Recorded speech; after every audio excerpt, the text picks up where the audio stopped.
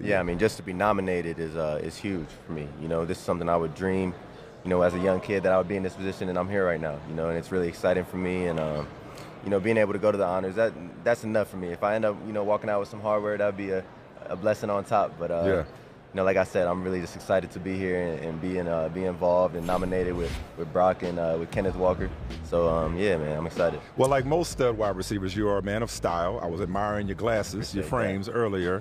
You're going to kill them on the red carpet if nothing else, I'm going to try. I'm Okay. going to try, bro. I'm procrastinating. I ain't going to lie. I've been procrastinating, so I got to get on it late and figure out what I'm going to wear. But I'm going to pull it together. Oh, man. I mean, and I know you've been asked this question a million times, and I don't want to steal your thunder because this is a son of Akron, Ohio here. Yeah. Okay.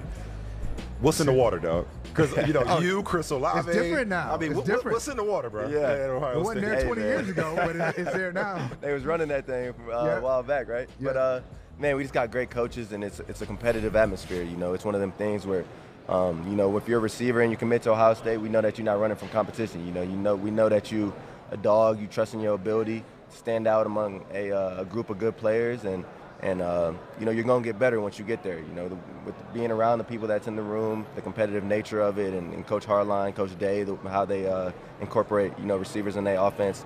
You know, it's a special place to be right now. First two receivers, Garrett Wilson, Chris Olave, they have 1,000 yards their rookie year coming from the same school. JSN about to come in rec shop this year. Oh, yeah. And, of course, Marvin Harrison Jr. And if you want, you can still claim Jameson Williams. Yeah. That room was something. You know, it was.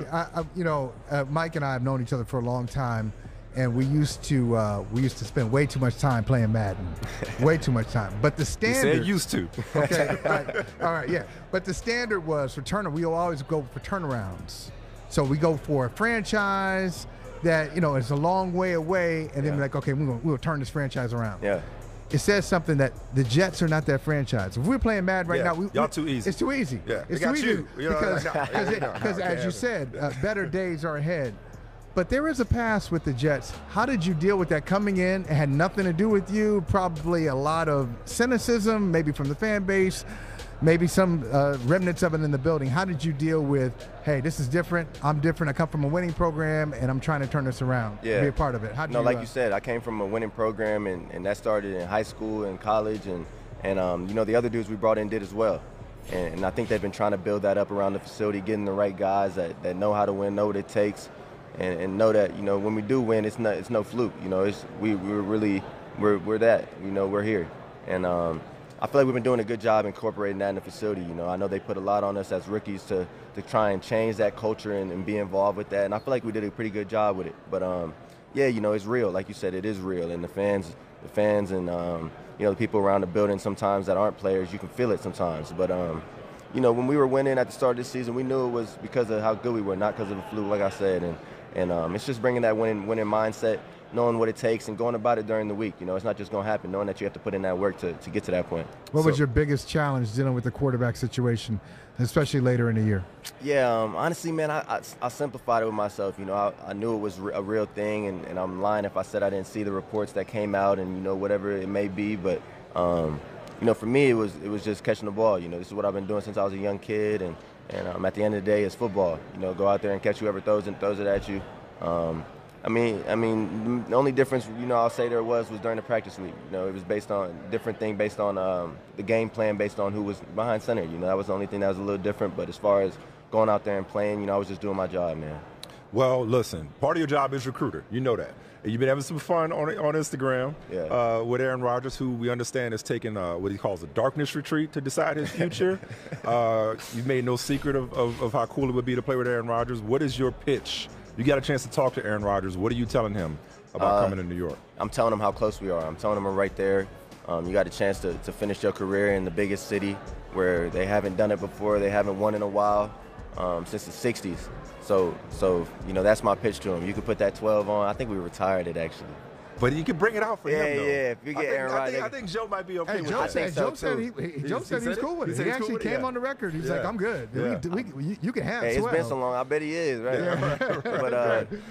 But yeah, man, that would be my pitch to him. You know, take that 12 out of retirement and let's do something special, you know? If Rodgers doesn't come, what about another number 4? Oh, yeah. What do you think of Carr? Hey, I'm cool with that too, man. I'm cool. Honestly, I trust in our facility that they'll do the right thing in our organization. So, for me, like I said, I don't try to worry about it too much. I see it.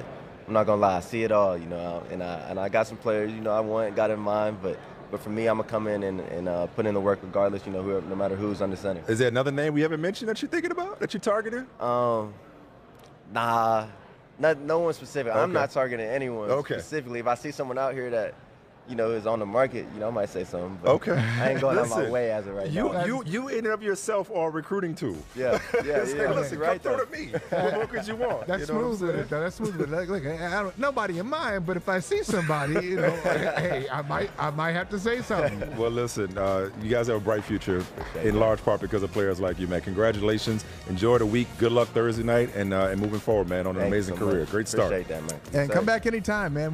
This is like visit number 2. You can go at 3, 4, 5. You got to hit it with him. Hit it with him. OH. Ayo. There it is. My dog. Still. Yes, sir. Still. My dog. Hey, thank you for watching Brother from Another. If you haven't hit that subscribe button, go ahead and do that now. Don't forget, you can catch us 3 to 4 weekdays on PeacockTV.com and on Sirius XM Channel 85.